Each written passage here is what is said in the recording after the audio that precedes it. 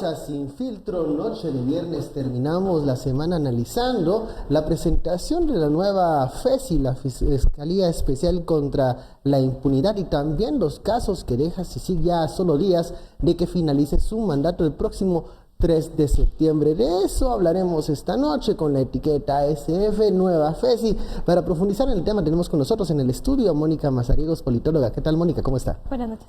Y también nos acompaña de este lado nuestro analista, Estuardo Zapeta, periodista y antropólogo. ¿Qué tal, Estuardo? Buenas noches. Bueno, comencemos con el anuncio de lo que muchos esperaban. Esto sucedió el día jueves. La fiscal general Consuelo Porras pues anuncia esta nueva etapa, nueva faceta de FESI que enfrenta muchos retos y también la expectativa de la población sobre el trabajo que va a llevar ahora adelante sin el acompañamiento de CICIG. ¿Cuáles son esos retos y esa expectativa? Le pregunto a Mónica. Bueno, yo considero que hay retos importantes al darle seguimiento a los casos. Vemos también, por ejemplo, la renuncia de uno de los fiscales, ¿verdad? El día de hoy.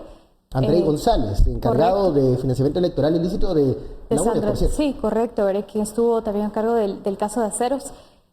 Considero que esto nos puede dar una señal de alerta de lo que puede estar ocurriendo internamente. Hay algo que a mí me llama la atención al respecto de la FESI, y es que esperemos que no caiga en uno de estos males en los que usualmente caemos al hablar de diseño institucional del Estado de Guatemala. Y es ¿burocracia?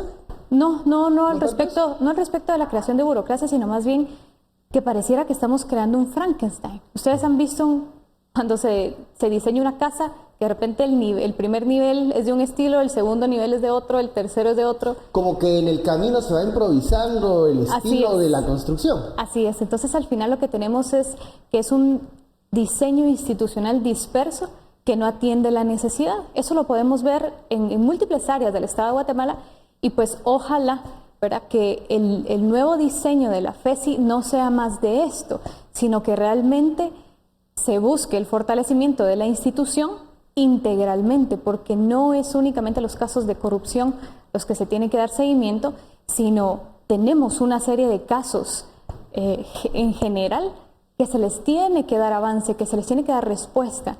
Entonces, eso es lo único que a mí me preocupa al respecto del nuevo planteamiento, porque el fortalecimiento de la FESI no parte únicamente del incorporar a los profesionales que anteriormente estaban en CICIG, ¿verdad? No es únicamente incorporar recurso humano, sino es de facilitar las condiciones para promover la investigación. Una investigación ágil, pronta, eficaz, imparcial, ¿verdad? Eso es lo que se tiene que generar, la condición. Estuardo, expectativas y retos de esta nueva FESI que presenta la fiscal general Consuelo Porras, pues estará en el ojo del huracán y bajo la lupa de la población. Primero, miremos que a ella le dejaron ya hechos varios casos. Sí, tiene tarea pendiente ahí. O sea, le dijeron, bueno, nosotros vamos a ir, pero lo dejamos aquí, me hace todas estas planas, me hace todos estos dibujos, aprende a tocar flauta, así pura tarea de niña que dejó alguna retrasada en el básico, y entonces tiene que estudiar durante las vacaciones porque según la CICIG van a volver. Eso fue lo que decía la manta. We'll be back, o algo así decía la manta. Volveremos, o algo así. Esa es la amenaza, ¿verdad? Segundo, la superfesi no es un tema nuevo. De hecho, nosotros lo hemos tratado aquí desde un par de años, que ya se miraba primero en el horizonte acercándose, se miraba el 3 de septiembre, la fecha que termina la CICIG. Eso es el martes de la próxima semana, y la pregunta era ¿qué va a sustituir a la CICIG? Honduras salía con su CICIG, también salía en El Salvador, ya se hablaba de alguna opción que al final Bukele lo lleva al nivel de la CICIES, y ahora Guatemala, después de CICIG, entra a la superfesi. Y es correcto, el diseño institucional está entre los que tenían experiencia de CICIG, los del MP, nueva gente que se incorpora, apoyo de Estados Unidos. O sea, es en realidad un fiambre que podría ser, como todo fiambre, muy delicioso, o que al final el caldo o la salsa o lo que usted quiera en el fiambre, que vamos a estar en el mes de fiambre, lo haga sentirse mal todo. Pero esa salsa... le decían sechuque, Sí, que el caldillo. Con el caldillo chuqué. ¿Y quién pone el caldillo aquí? Lo pone la fiscal general. A ver, ella es la que tiene que hacer ese caldillo metafórico para que ese diseño institucional salga delicioso. A ver, la fiscal Porras Feo, indicó ¿no? que la FESI va a funcionar como una fiscalía de sección con 82 profesionales y que se unirá a este equipo 60 analistas, investigadores y equipo administrativo que conforman una nueva unidad de apoyo técnico. Aparte, se va a reanudar las oficinas de la FESI en Quetzaltenango, las mismas que dejaron de funcionar Y Escuintla, en ¿no? octubre de 2018 y como Escuintla. menciona Estuardo, se abren sedes en Escuintla. Vamos a ver entonces una FESI, si es en Escuintla, más pendiente de lo que pueda ocurrir, por ejemplo, en aduanas. En aduanas, contrabando, narcotráfico, porque eso nosotros no podemos dejarlo de lado, pero la pregunta es también quiénes van a estar ahí. Y yo en lo particular soy optimista con la Superfesi y creo que de 60, al final fueron 60 trabajadores o trabajadores todavía estos días de CICIG quienes se moverían entonces a la Superfesi. Y la Superfesi sigue con el mismo liderazgo. O sea, soy optimista porque sigue con el mismo liderazgo y llega también mucho conocimiento nuevo de gente que ya estuvo en la CICIG porque nadie ha dicho que se va a ir. De hecho, la preocupación era de dónde vamos a estar nosotros, y ellos les dijeron, vénganse para la nueva Superfesi. Ahora, pero también el apoyo de Estados Unidos. El ingreso de estos analistas, el equipo técnico que antes estaba en CICIG, está bajo análisis, esto lo afirma el secretario de Asuntos Internacionales del MP, Ángel Pineda, que bueno, los expedientes de estos investigadores están bajo análisis para ver si finalmente pues van a ser incorporados a esta FESI. Y hay un debate sobre deberían o no trasladarse automáticamente estos investigadores que trabajaban en CICIG. Mónica. Bueno, yo creo que al final de cuentas se tiene que correr un análisis de los perfiles, pero aunque incorporemos a los mejores superinvestigadores de la CICIG al MP, insisto en que si no se tienen esas condiciones para que ellos conduzcan la investigación, aunque sean los mejores perfiles, no van a poder hacer el trabajo que se les ha encomendado. Por eso es tan importante que el tema sea crear o fomentar las condiciones pertinentes para que se puedan conducir las investigaciones. Hay que tomar un elemento muy importante y es que había un respaldo político a través de la CICIG para correr investigaciones de alto perfil dirigidas, ¿verdad?, a personas muy influyentes, con cuotas de poder importantes en el país. Y eso se podía hacer precisamente por este espaldarazo político que tenía la institucionalidad. Entonces, eso es lo que permite los procesos de investigación. No es que el personal actual del Ministerio Público no tenga las capacidades, sino más bien cuál es la libertad real que tenga el personal del Ministerio Público para correr las investigaciones pertinentes cuando precisamente se está hablando de las personas más poderosas, por ejemplo, por mencionarlo de una forma, por las personas más poderosas de este país. Entonces, por eso es importante, sí, el fortalecimiento interno, incorporar a los profesionales más pertinentes para hacer el trabajo, los 60 o los 50 o los que sean pertinentes, ¿verdad?, para hacer el trabajo, pero tomando en cuenta que la gran responsabilidad para mí de la fiscal general es generar las condiciones, permitir que esas investigaciones puedan correr, las nuevas, y permitir que los casos que ya les dejaron puedan seguir avanzando como deberían avanzar. Como defensa de ella misma, la fiscal Consuelo Porras ha dicho que durante su administración se han judicializado y presentado varios de los casos que se encuentran ahora en tribunales, pero hace también una aseveración que preocupa a algunos. Ella ve con preocupación de que los casos se van a parquear en tribunales. O sea, como que tiene claro la fiscal general que aunque se judicialicen estos procesos, se presenten, se inicien los procesos legales, las investigaciones, hay un cuello de botella en el sistema de justicia en donde se van a dar al trasto todos estos casos. Digamos, hay un juez, de hecho español, muy interesante la historia, acaba de publicar un libro que él, precisamente por otras personas de alto perfil, pues lo sacaron, lo mandaron meses a su casa, lo castigaron básicamente por llevar estos casos en términos de corrupción. Y él, más que decir el problema está en el MP o el problema está en el proceso de investigación, digamos en España, ¿verdad? En el ente investigador y todo eso, él llega a la conclusión que el problema está precisamente en la judicialización y que cuando llegan ahí no pasa. Pero eso ya no es MP, eso ya no es Superfeci, eso ya no es, tenemos que estar claros que eso está fuera. Y eso nos regresa así que de sopapo a la elección, ¿cómo se llama? A la feria del empleo que tienen, las comisiones de postulación. Lo dice por la larga cola de jueces que están interesados en ser magistrados y que bueno, y apelaciones este día corrieron para llegar a presentar su expediente, porque ya están las últimas horas. Entonces, ahí es donde nosotros estamos en el proceso, que en mi opinión, y lo hablamos ya con varios abogados aquí, o sea, otros abogados de profesión, que en realidad la decisión más importante que tomamos en Guatemala, más allá de presidente y vicepresidente, es realmente el sistema de justicia, jueces, las comisiones de postulación. Si los jueces llegan al mercado laboral de las comisiones de postulación, porque al final es un mercado laboral, digámoslo como es, presentan ahí sus cosas y a ver si váyase, ahí lo llamamos, ¿verdad? Y llenan los requisitos, o si hay una meritocracia, no vería por qué los casos se tendrían que quedar estancados en el sistema judicial.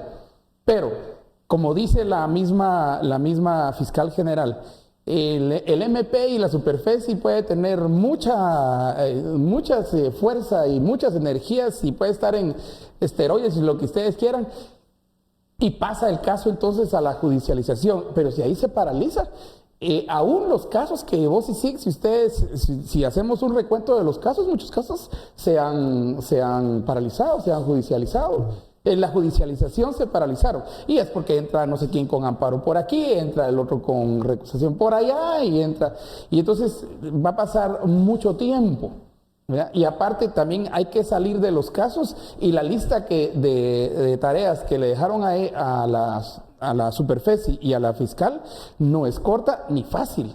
O sea, también aquí están entrando a un proceso en el cual los casos le están diciendo ya casi están listos, pero un consejo al MP es que tiene que agarrar los casos otra vez y revisarlos bien.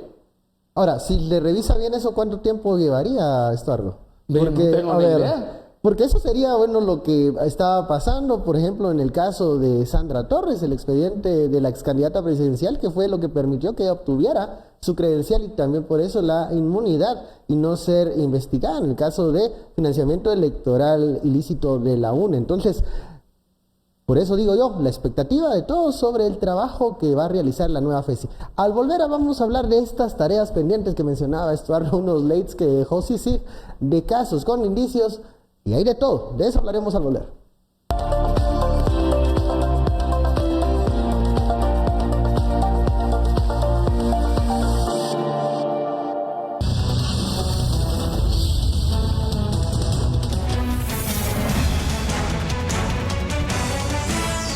Regresamos a Sin Filtro, la etiqueta SF Nueva FESI. En el bloque anterior hablábamos de la presentación de esta Fiscalía de Sección, la nueva FESI en el Ministerio Público. La fiscal general Consuelo Porras dio a conocer detalles de cómo va a funcionar esta nueva FESI luego del 3 de septiembre, cuando el mandato de CICIG finalice. Pero también en estos días, la Comisión Internacional contra la Impunidad en Guatemala presentó indicios de casos que están en investigación y, como le decía antes del corte, allí hay de todo. Y hablemos de un tema que ya había adelantado Estuardo, de lo que sería Comisiones Paralelas Volumen 2 o Parte 2. En este caso, según CICIG, se señala distintas reuniones que sostuvieron Alejandro Sinibaldi, ex candidato presidencial del PP, y Manuel Valdizón, ex candidato presidencial del LÍDER, en su momento, allá por 2014, para llegar a un acuerdo y repartirse la integración de la Corte Suprema de Justicia. Esto podría quedar en alguna figura de delito como tráfico de influencias, pero bueno, Esto ya nos da un segundo volumen de algo que ya habíamos hablado con anterioridad, incluso acá en el programa, que fue esta elección de la Corte de 2014, que nos podría evidenciar lo que puede estar sucediendo en esta elección de magistrados, Mónica. Yo creo que Estuardo mencionaba la importancia al respecto de la elección de las personas para el sistema de justicia, y entonces lo que yo haría es regresar la importancia a la elección del Congreso de la República, porque al final, en las manos de las y los diputados es en donde está la decisión sobre quiénes están integrando el sistema de justicia en este momento. Hay observaciones importantes, por ejemplo, al respecto de la carrera judicial y otra serie de cuestiones que necesita revisarse, si no reformarse, al respecto del organismo. Entonces, volviendo al comentario inicial, sin la intención de crear un Frankenstein, ¿cómo realmente delimitamos el diseño institucional, en este caso del sistema de justicia, para viabilizar los procesos? Lo que veíamos en 2014, y al final de cuentas podríamos decir que es un secreto a voces, ¿verdad? La forma en la que se deciden los espacios de toma de decisión y la capacidad que al final tiene la población para fiscalizar esto. La elección de 2014 fue muy polémica. Y probablemente algunos recordarán, ¿verdad?, el caso de aquella magistrada o jueza, no recuerdo ahorita su nombre, que denunció el proceso. Luego todo se salió de control, ¿verdad? Claudia Escobar. Claudia Escobar, exacto. Entonces, hay una serie de indicios que nos dicen que al final la necesidad sí es fortalecer el sistema de justicia. No podemos descargar la responsabilidad únicamente, como bien lo decía Estuardo, sobre el Ministerio Público, sino reconocer que en el organismo judicial hay cosas urgentes. Ya pasaron no solo el nivel de importante, sino ahora son urgentes a atender y que nuevamente recae en el Congreso de la República.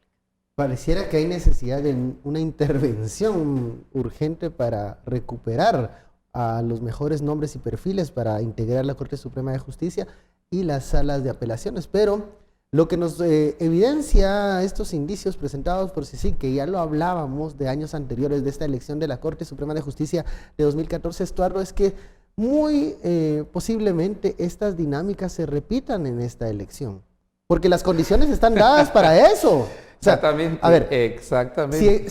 Si se dieran procesos legales en donde vemos en aprietos a aquellos que interfirieron en la elección de 2014, tal vez los comisionados en esta oportunidad se la piensen. Pero esa no es la realidad. La realidad es que una comisión ya se fue, una FESI tiene que, como dice Estuardo, adaptarse y conocer nuevamente los casos y agarrar empuje. Y vemos que los casos de comisiones paralelas tampoco es que estén avanzando mucho.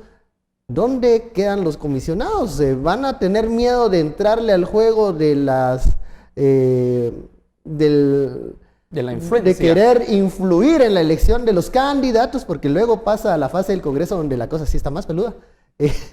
O van a replegarse y mejor no meterse a ese tipo de negociaciones? Lo negro de las elecciones de magistrados en la elección anterior, el primer, digamos, campanazo confirmando lo negro que fue eso, en realidad lo dio Roxana Valdetti.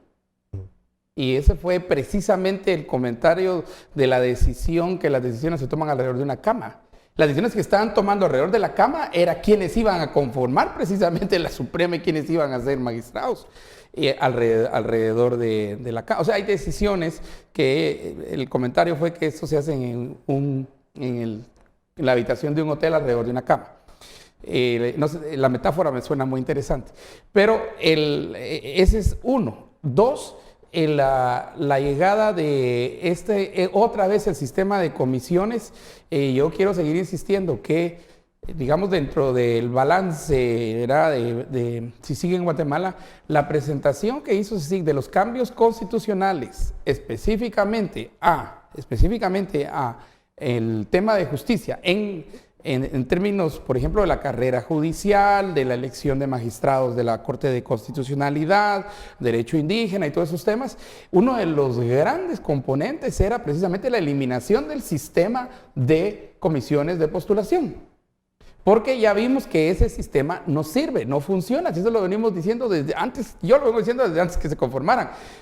al final el tiempo y lo que ha sucedido nos ha dado la razón a quienes estuvimos y seguimos estando en contra de ese sistema. Es muy permeable, es muy poroso.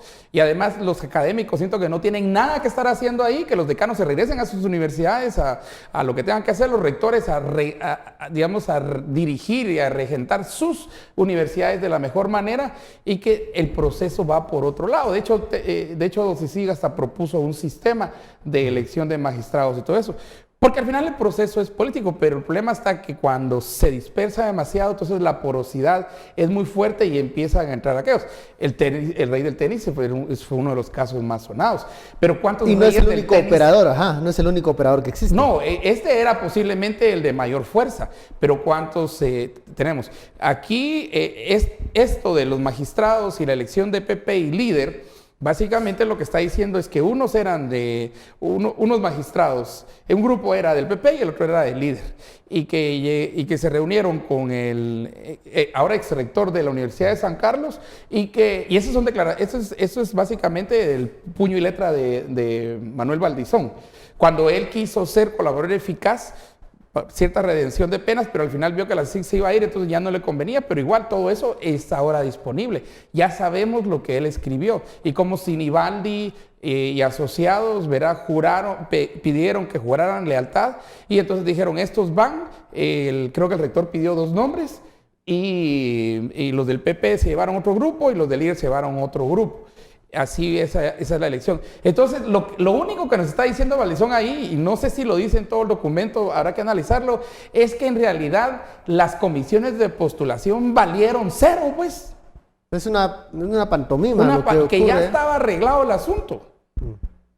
Y eso lo escribió en enero de este año, ¿verdad? Y yo creo que es importante entender que las comisiones de postulación no es el mejor sistema. Entonces, muy bueno el trabajo puede ser, otra vez, de la Superfesi, mucho el apoyo de Estados Unidos y de los países que quieran apoyarnos en la lucha contra la corrupción. Pero todo va a ir a parar, se va a detener, se va a enfriar, se va a engavetar en el sistema de justicia, entre comillas. Se va, entre jueces y todo ese lío se va a enfriar. Se va a quedar esperando gran tiempo. ¿Es eso Mónica, lo que queremos? Mónica decía la necesidad de enfocar las baterías y las luces al Congreso de la República, más allá del debate si este Congreso o el siguiente tiene que elegir. La presión y la fiscalización del trabajo de los congresistas en la elección de los magistrados va a ser muy importante. ¿Cómo se debe hacer? ¿Cuáles son los parámetros que los pobladores, los ciudadanos, tenemos que estar pendientes de la elección que va finalmente a ser el Congreso de la República, que es una elección puramente política?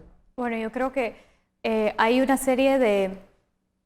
Lo que estamos enfrentando es instituciones formales, como las comisiones de postulación, frente a instituciones informales, que serían estas componendas debajo de la mesa o alrededor de una cama, ¿verdad? Esto es lo real, esto es lo que sostiene el sistema.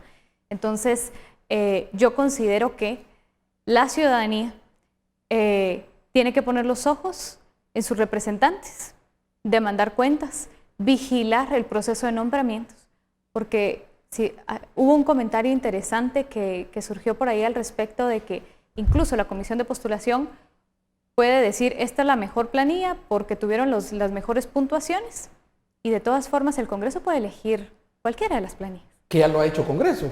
¿Verdad? No necesariamente no las mejores calificadas, tal vez. Entonces, yo considero que la ciudadanía en esta elección tomó decisiones políticas importantes, vemos bancadas importantes que se redujeron, y esto de alguna u otra forma es fiscalización ciudadana.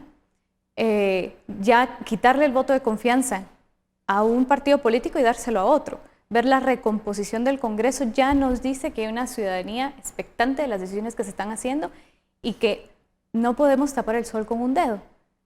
Las personas, la ciudadanía, sabe lo que está pasando, conoce de estas componendas que se hacen debajo de la mesa, y al final de cuentas hay un premio o hay un castigo. La última consecuencia es una elección. Sin embargo, también particularmente dentro de los territorios, considero que la fiscalización que se puede tener al diputado o a la diputada es un elemento muy importante. por ejemplo, yo no me atrevería a tomar una decisión pues que vaya a contradecir a una organización tan fuerte como 48 cantones, siendo yo diputada de Totonicapán. Nos dice que los diputados que están vinculados a espacios territoriales tienen mucha más fiscalización y bueno, son espacios y son momentos que se tienen que fortalecer. Esto no es de un momento a otro, ven, esto no va a pasar de aquí a esta elección porque nuestra democracia es muy corta, es muy joven. Sin embargo, se tienen que ir moldeando los caminos para que esta ciudadanía tenga cada vez más poder en este proceso de toma de decisiones. Mónica dice algo que me recuerda a lo que hemos conversado en otras ocasiones acá en Sin Filtro. La fiscalización, sobre todo esta fiscalización territorial que el diputado distrital siente más porque hay una ciudadanía que lo acompaña cuando hace las cosas bien y le advierte o le señala cuando está tomando una decisión que no es del agrado de la población, pero para eso se necesita una población activa que se involucre en el proceso y que sienta que la elección de magistrados le dice algo. Y yo creo que ese es un tema que a veces desde estos espacios nos cuesta motivar a la ciudadanía y que lo aprovechan algunos sectores oscuros para pues seguir moviendo los hilos, porque mientras no haya una fiscalización que se sienta, Estuardo, un comisionado va a seguir calificando tal vez a quien le estén recomendando. Y aquí porque no hay campaña, ¿verdad? El presidente y vicepresidente se ponen la cosa alegre porque hay campaña. Es que es parte de no hacer bulla, es parte de no hacer ruido. Entonces, y el silencio es el cómplice precisamente de la corrupción. Ese es el gran cómplice de la corrupción y de la impunidad, es el silencio. Y el silencio de las comunidades, pero eso es muy colectivo, el silencio es suyo, el silencio es suyo.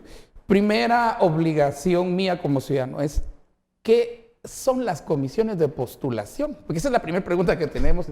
¿Qué están haciendo ahí decanos y rectores? Tanto abogado, son 36 creo que en cada comisión. Claro, y los que van a dejar los expedientes, las filas, las colas. Entonces, ¿y para qué es eso? Entonces es la otra pregunta. Conforme usted se vaya contestando de manera sencilla, simple, estas preguntas, va a entender por qué es importante. Porque usted mañana, un choque, mire pobre señor que chocó allá en la zona 18. ¿Verdad? Lo metieron a la carceleta y se murió a las 12 horas. ¿Verdad? Entonces, usted puede ser ese el que caiga en la carceleta, o vos o yo, o cualquiera. Pero vamos a estar en las manos precisamente de ese juez, no el diputado, sino de ese juez, de esa juez que está en la selección ahora. Yo sé que me va a decir, sí, pero están los jueces de paz y todo. Precisamente es otro de los grandes temas, que ahí termina, en el juez de primera instancia termina la carrera judicial. Y ahí comienza la negociación, la carrera política. Comienza la negociación política para subir a magistrado. Entonces, para mí lo que tenemos en juego aquí es precisamente el sistema de justicia. Un sistema de justicia ineficaz en una sociedad genera impunidad. No importa cuántas CICIGs hayan, no importa cuántas superfesis hayan. Solo puede haber una, pues, pero el MP sí puede decir que pueden haber otros de otro tipo.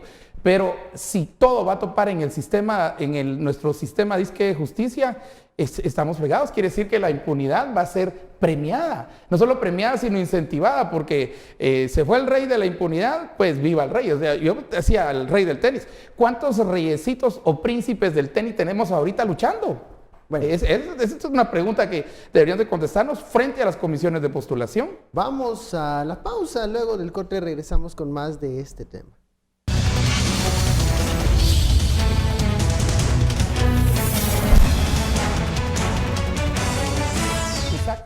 Regresamos a Sin Filtro, la etiqueta de la noche, SF Nueva FESI. Hablábamos al inicio de la presentación de esta Fiscalía de Sección, cuántos fiscales lo van a integrar, la unidad de apoyo técnico y sobre todo la expectativa que se tiene para que siga realizando el trabajo que antes lo realizaba en acompañamiento con CICIG, pero que desde el 3 de septiembre esta nueva FESI estará encargada ella sola de seguir dándole pues el seguimiento, los procesos legales a los casos y a las investigaciones.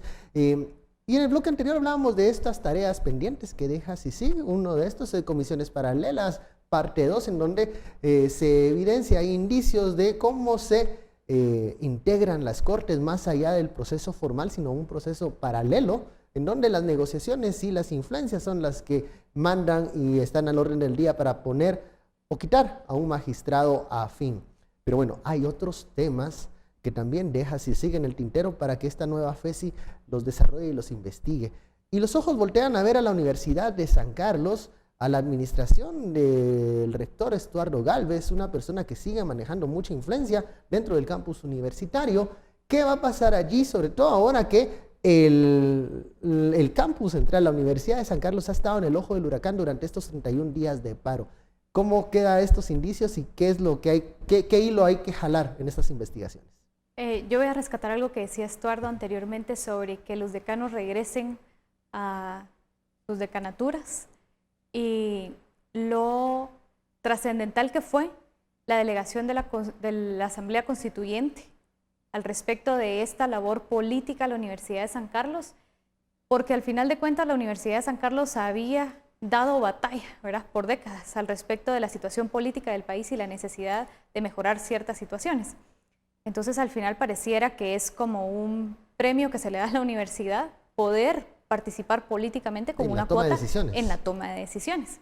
Sin embargo, cuando analizamos lo que ocurrió a partir del 85 para acá, es una desmovilización política de la universidad orgánica, ¿verdad? Desmovilización orgánica, particularmente del sector estudiantil, que fue muy golpeado en las décadas anteriores y que finalmente pareciera que se empiezan a tejer redes incluso de criminales a lo interno de la Universidad de San Carlos. Esto, por supuesto, que no pasa lejos de los ojos de la rectoría, independientemente de quién haya estado en ese espacio. Entonces, lo que vemos hoy por hoy es precisamente una universidad que está permeada por cuotas de poder, incluso externas a ella, que nada tienen que ver con el gobierno tripartito de la Universidad de San Carlos, que corresponde a estudiantes, egresados y docentes. Las fuerzas de poder se parecieran tentáculos, ¿verdad? Entran a la universidad justamente para estos espacios. No solo lo vemos en la Universidad de San Carlos, sino también vemos en, por ejemplo, la proliferación que hubo de facultades de Derecho, que pareciera que creaban una universidad con únicamente una facultad de Derecho y eso era todo. Y al final es una cuota de poder en los espacios de las decisiones en comisiones de postulación. Entonces, el ojo, que sea finalmente trasladado el ojo del huracán a la universidad, a mí me parece súper importante porque al final la Universidad de San Carlos es la entidad que más profesionales aporta al Estado de Guatemala. Y cuando vemos particularmente la Facultad de Derecho, vemos que hay brechas impresionantes al respecto de la toma de decisiones y cómo se están manejando las cuotas de poder. Pero por supuesto que hay otras unidades importantes, como podría mencionar la Facultad de Humanidades, la Facultad de Ciencias Económicas, etcétera, ¿verdad?, que manejan una cuota importante del poder, que manejan una cuota importante del presupuesto, porque aunque los centros regionales hubo una lucha importante justo en este cierre de un mes, una lucha importante al respecto de la desconcentración del poder para los centros regionales, es el campus central el que define presupuestos. Sigue centralizado todo. Sigue todo centralizado en una universidad en la que se ha caracterizado históricamente por promocionar antes que incluso que en el Estado de Guatemala valores democráticos. Entonces es importante, por ejemplo, el fortalecimiento del movimiento estudiantil. Es importante la rearticulación de los profesionales. Volvemos al sistema de justicia. Quienes delegan a representantes en los espacios de juntas directivas y Consejo Superior Universitario de la Facultad de Derecho. ¿Cuáles son los mecanismos que llevan a los representantes en ese espacio? ¿Cómo se toman las decisiones en el Colegio de Abogados? Si se sanciona a alguien en el Colegio de Abogados. Exactamente. Entonces, al final, a mí me da la impresión que si queremos deshacer este nudo, una de las hebras importantes a abordar es la Universidad de San Carlos. Y nuevamente recordando lo que decían los estudiantes en este mes, pero que lo han dicho por décadas, la reforma universitaria necesita ser profunda y honda, porque justamente los intereses en el país atraviesan a la universidad y la universidad está respondiendo a sus intereses. Mónica mencionaba esta cuota de poder que se le otorga en un momento de la historia de nuestro país a la Universidad de San Carlos. Esta misma cuota de poder hace atractiva a la Universidad de San Carlos para poder tener influencia allí, llegar a ocupar mediante los puestos y los sillones que tiene la Universidad de San Carlos en diversas entidades, pues te influencia tus decisiones. Esto hay que ejemplificarlo, ¿verdad? Esto hay que, pongámosle ejemplos, pongámosle carita, orejitas para entenderlo. Y te doy 3 ejemplos básicos, ¿verdad? A lo que estaban explicando precisamente de la cuota de poder de San Carlos. San Carlos, aparte del sistema de frenos y contrapesos que tenemos en Guatemala, que presuntamente tenemos en los 3 poderes, ¿verdad? Tiene iniciativa de ley. 174 de la Constitución, la Universidad de San Carlos, fuera de ese contexto, ¿verdad? Del Ejecutivo, de las ¿quiénes tienen iniciativa de ley? El presidente, los diputados, la Corte Suprema de Justicia, ¿verdad? O sea, es un actor político reconocido, incluso por la Constitución. Sí, pero imagínate, claro. tiene iniciativa. Deberíamos de examinar cuántas veces ha hecho... Una en la historia. Una en la historia. Entonces, pero ese fue el premio que le dieron. Te doy el segundo. Tiene representantes hasta en el baño de su casa. Tiene como no sé el número de representaciones, es impresionante. En la Junta Monetaria, tiene en el MAGA, tiene en todos lados donde sea, y un representante de la USAC, ¿verdad? Señoritas de la línea, una representante de la USAC. Entonces, tiene esos tentáculos están en todos lados. Es lo que te menciono. Eso hace atractivo copar totalmente a los espacios de toma de decisión dentro de la Universidad de San Carlos, porque vas a tener una influencia enorme. ¿Y por qué la discusión de San Carlos? Porque es sostenida con sus impuestos y mis impuestos. Las otras no, las otras pues, sobreviven no sé cómo, pero creo que de lo que va del rebalse de San Carlos. Algunas sobreviven con la decanatura de Derecho, la Facultad de Derecho que abren. Sí, pero la del Valle no tiene derecho. No, la del Valle no. No tiene derecho. Estas las de Garage, que las nuevas. Entonces, ahí es donde empieza ese proceso de poder y de fuerza. Pero a ver, y de nuevo, quitar el velo que está tapando a la Universidad de San Carlos estos casos de corrupción nos evidencia por qué esta dinámica que existe de poder dentro de la Universidad de San Carlos. O sea, no hay almuerzo gratis. Sí, y las representaciones son muy fuertes. Ese es clásico lo que dicen ahí, ¿verdad? Que muchos, yo no sabía que eso era, ¿verdad? Que muchos entran, digamos, hacia un proceso en el cual ya tienen claramente un camino político, no un camino académico. Y que el camino académico, si es importante para el fin político, lo van a hacer.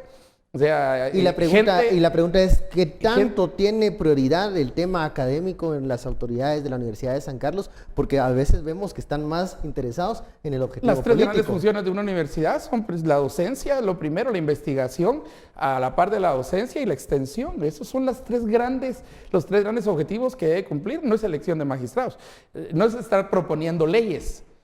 Y yo creo que... ser candidatos presidenciales luego de ser rectores. Y ese es mi tercer ejemplo. Mi tercer ejemplo que tenemos es que un vicepresidente. Todos los que ustedes ven, que los que salen de rectores, ser rector de San Carlos es como el paso previo para tirarse entonces a la candidatura a presidente o vicepresidente. Es casi que se da a dar. Y entonces es como su forma de preparación. Porque regreso a la explicación institucional o semi-institucional de San Carlos. San Carlos es un pequeño estado, pues, pongámoslo de esa manera. Un pequeño estadito que en micro tiene todos los desmadres y todos los desmanes y todos los problemas del gran estado guatemalteco. Y por eso, y como representa poder y tiene presupuesto, creo que se vuelve un tema fundamental. Eso sí, vinieron aquellos, la cerraron un mes. Y la cosa casi colapsa. Y no es la única universidad en el mundo que cierran. La UNAM estuvo cerrada como, no sé cuántos, 2 años o algo así. La gran universidad de la Ciudad de México y en la Ciudad de México. Entonces, han habido estos casos en los que las universidades estatales, digamos la de Perú, de todas estas, las centroamericanas, que son sostenidas con impuestos, ¿verdad? Tienen tanta fuerza en nuestro mundo latino, en nuestro territorio de derecho romano, que entonces tienen que decir, solo con que tenga iniciativa de ley, ese fue un gran premio que le dieron a San Carlos. ¿Por qué San Carlos debe tener iniciativa de ley? Y solo lo han usado una vez. Sí, pero ¿por qué debe tenerlo? Aunque sea una vez. ¿Por qué debe tenerlo? ¿Cuál es la razón fundamental de tenerlo cuando en teoría no es parte del sistema político? Teniendo iniciativa de ley, exactamente lo arrastra el sistema político. Yo tengo una idea. A ver, ¿qué opina Mónica para dar esa respuesta? Yo considero que, al igual que las comisiones de postulación, la Asamblea Nacional Constituyente no tenía una mala intención. Cuando por mis manos pasa el sistema de comisiones de postulación, yo considero que es una buena idea. Me parece interesante la idea. No digo que sea la mejor, solo digo que es una idea interesante. Lo mismo pasa con darle iniciativa de ley a la Universidad de San Carlos. Si se supone que es la institución que académicamente se está acercando a la problemática nacional en todos sentidos, si lo hablamos de forma energética, al respecto de indicadores de desarrollo humano, si lo hablamos, etc. Se supone que, siendo el ente académico, tiene, a través de esos procesos de docencia y de investigación, propuestas concretas de cómo mejorarlo. Entonces, creo que esa es la respuesta, esa es como la forma institucional de verlo. Sin embargo, traigo nuevamente a colación. Nosotros, el sistema político se nutre de instituciones formales y de instituciones informales. Entonces, esta es la institución formal. Sin embargo, la institución informal es que existen una serie de componentes y de poderes que atraviesan la institucionalidad y que al final la pregunta es ¿cómo limitamos ese juego de poder? Esa institución informal. Exactamente. ¿Cómo limito yo que las decanaturas, que Consejo Superior Universitario de forma arbitraria designe hacer esta obra que está sobrevalorada, que no se realizó, etcétera? ¿Cómo hago yo que esas cuotas de poderes se mantengan al límite? Y nuevamente, pues hay que recuperar, y las ideas simples, ¿verdad?, al respecto de la República. ¿Cómo generamos mecanismos que contengan estas cuotas de poder? Yo sí considero importante que la Universidad de San Carlos, yo como egresada de la Universidad de San Carlos, puedo decir que lo importante de su misión hoy por hoy es rescatar la academia, a costa de incluso su rol político en el país. Yo sé que esta es una opinión muy polémica, totalmente de acuerdo, muy polémica. Sí, sin embargo, considero que a costa de su rol político se ha cercenado la calidad académica. Y eso lo vemos en las demandas que los estudiantes estaban planteando. Hay demandas súper profundas que ellos están planteando al respecto de la calidad académica. Y vuelvo a mencionar el tema de la reforma universitaria, que va específicamente al corazón de la corrupción de la universidad. Bueno, vamos al corte y al regreso hablamos de este desenlace en la toma de la Universidad de San Carlos. ¿Va a funcionar? ¿Qué se prometió? ¿Se va a cumplir los ofrecimientos? Y pueda existir una posibilidad que se vuelva a cerrar la Universidad de San Carlos. De eso hablaremos luego del corte.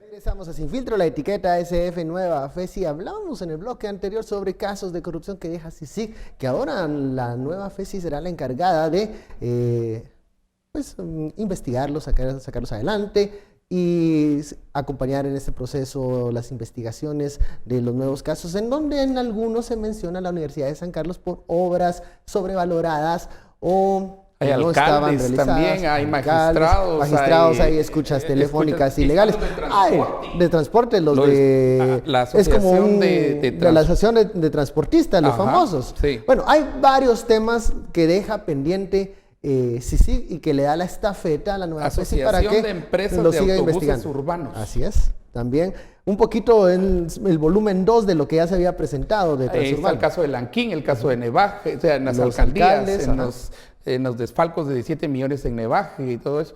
Es interesante lo que le dejaron a la FESI, a la SuperFESI y a la fiscal. Yo solo que quería hacer, porque yo una mañana estuve discutiendo este tema en la radio, y me pareció muy interesante que casi gente que sabía de eso, me enviaron documentación de 2 empresas a propósito, en los cuales los procesos de licitación se habían eliminado y en realidad las obras nunca se hicieron, pero aparecen aquí. Yo por eso mi recomendación otra vez al MP es que revisen bien. Vuelven a echarle un ojo a todos. Sí, pues que le echen un ojo a todo, porque yo creo que es importante. Y ese ojo clínico que ya tienen, ¿verdad? Para ver, pero los señores de las empresas estaban con el pelo parado, pues ya sentían que los iban a traer. Pero en mucho creo que entramos otra vez a hasta cuánta, digamos, impunidad puede haber adentro, los procesos de contratación cómo son, Y como te digo, es un pequeño estado dentro de un gran estado que replica entonces ciertos procesos. Y mi recomendación ahí es a la Superfesi revisar lo que dejaron aquí, sea el alcalde, sea el del magistrado de la universidad, lo que sea. Yo creo que sí necesitan hacer una revisión y creo que para entrar exactamente a aquellos casos que tengan mejores indicios y que tengan mejores... Con mayor fuerza. Con mayor fuerza, sí. Decía antes del corte que otro de los hechos noticiosos relevantes de esa semana fue el desenlace de lo que ocurrió en la Universidad de San Carlos durante 31 días. Instalaciones tomadas por estudiantes que manifestaban en contra de las decisiones que estaba tomando el rector y el Consejo Superior Universitario. Hay un desenlace positivo hasta este momento porque se van a abrir nuevamente las puertas de la Universidad de San Carlos, pero ¿durante cuánto tiempo, en qué condiciones se van a cumplir los ofrecimientos? 18 de ellos acordaron darle cumplimiento, 18 demandas, solicitudes, que no se dice, que se dice fácil, pero no es fácil realizarlo, Mónica, porque si no vamos a volver nuevamente al punto de partida. En lo absoluto, yo mencionaba que habían un par profundos. Considero que uno de los importantes es darle continuidad al proceso de reforma universitaria y pues siendo respetuosa del gobierno estudiantil y asumiendo el rol que me toca como egresada, ¿verdad? Y respetando el proceso que llevaron los compañeros y las compañeras estudiantes de la universidad, yo quiero resaltar algo. Independientemente de lo que vaya a pasar a partir del día de hoy, ¿verdad? Del día de ayer con la apertura y pues con las decisiones políticas que tienen que tomar Consejo Superior Universitario, para mí es importantísimo rescatar que después de más de 20 años, las demandas estudiantiles fueron presentadas a través de la institucionalidad estudiantil. Y bueno, si algo podemos hablar del fortalecimiento de sociedad civil es que existe hoy por hoy una generación organizada dentro de la universidad. Que hayan o no dificultades para llegar a acuerdos, por supuesto, eso lo hay en todos los espacios, pero que haya una AEU, una asociación de estudiantes universitarios, planteando demandas ante el Consejo Superior Universitario, ¿hace cuánto que no veíamos eso? Que tengamos un consejo consultivo y un consejo electoral planteando demandas hacia Consejo Superior Universitario, eso es algo trascendental en la historia de la universidad y el fortalecimiento del movimiento estudiantil. Entonces, como decía, siendo respetuosa del gobierno estudiantil, asumiendo el rol que tengo yo hoy como egresada, eso es un elemento importante de hacer notar y es algo que las y los estudiantes tienen que defender y cuidar el proceso, porque nuevamente hablando de las cuotas de poderes, conocemos que fácilmente por parte del Consejo Superior Universitario, incluso de las mismas redes de docentes, pueden haber limitaciones al fortalecimiento de este movimiento. Ahora, respecto a los 18 puntos, considero que la recomendación por experiencia de lo que se ha visto a partir del Consejo Superior Universitario de estas demandas profundas es que no las metan en comisiones. La comisión lo único que hace es retardar la toma de decisiones, engavetarlo y finalmente parquear ahí las decisiones. Entonces que sean muy ávidos en seguir insistiendo. Hay demandas importantes al respecto de la desconcentración de la toma de decisiones del Consejo Superior Universitario, de que los centros regionales puedan tomar sus decisiones políticas y presupuestarias y dejen de depender del ente central.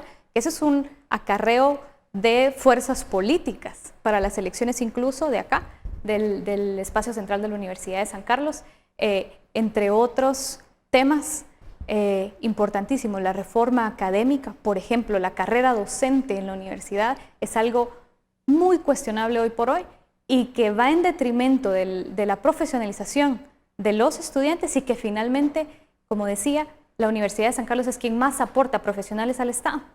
Si queremos tener mejores condiciones en el Estado, necesitamos regresar a la Universidad de San Carlos. Garantizar que los mejores docentes tengan el privilegio de dar las clases allí y que los que no van, los que ya son docentes titulares, los que ya tienen el espacio de 8 horas, que por favor se movilicen hacia garantizar la calidad académica. Varias propuestas, varias solicitudes que no son fáciles de cumplir ni rápidas, sobre todo el seguimiento. Lo decía Mónica, no vayan a caer en la comisionitis, pero entonces, ¿qué seguimiento se le puede hacer efectivo para llegar a provocar esos cambios?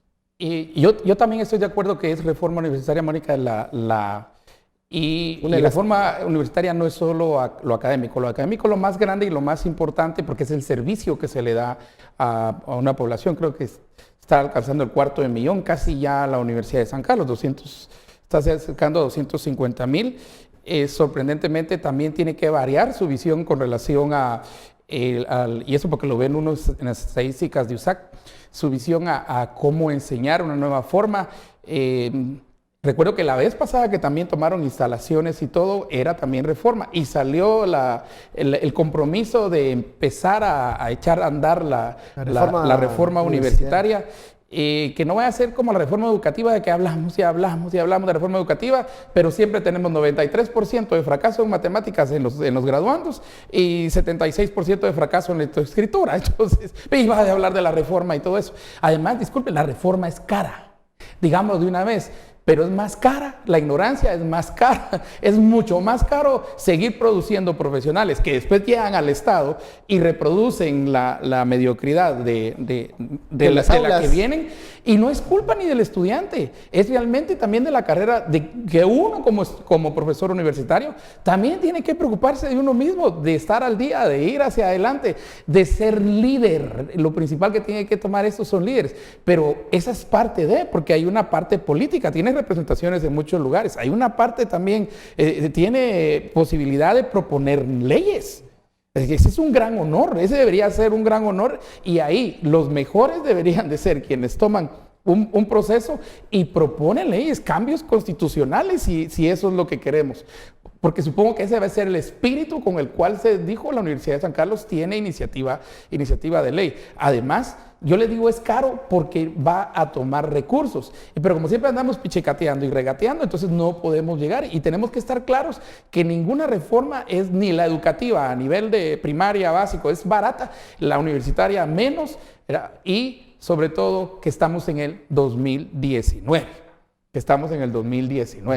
¿Verdad? Que, digamos, hay muchas prácticas que todavía son de hace 20 años, ¿verdad? Que, miren, ya pasó, cuando no había internet, ¿verdad? Hace 20 años cuando no teníamos medios electrónicos de comunicación. Entonces, a muchos, adáptense, ¿verdad? Y o se adaptan o se fosilizan.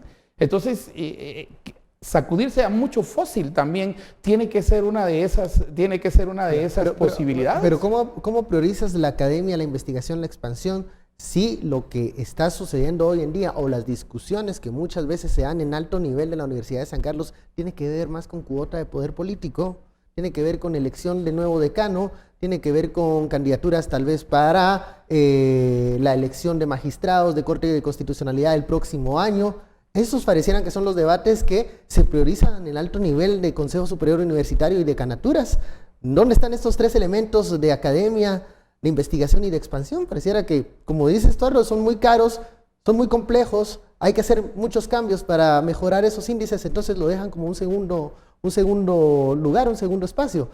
¿Cómo volvemos? ¿Cómo se aprovecha este momentum de los estudiantes y del paro y de la toma de las instalaciones para que no se vuelva simplemente como algo anecdótico, sino como algo que pueda generar, sí, un proceso de cambio y que las autoridades universitarias digan, no podemos otra vez dejar esto en el olvido porque se van a volver a tomar las instalaciones y esta vez lo están haciendo en serio?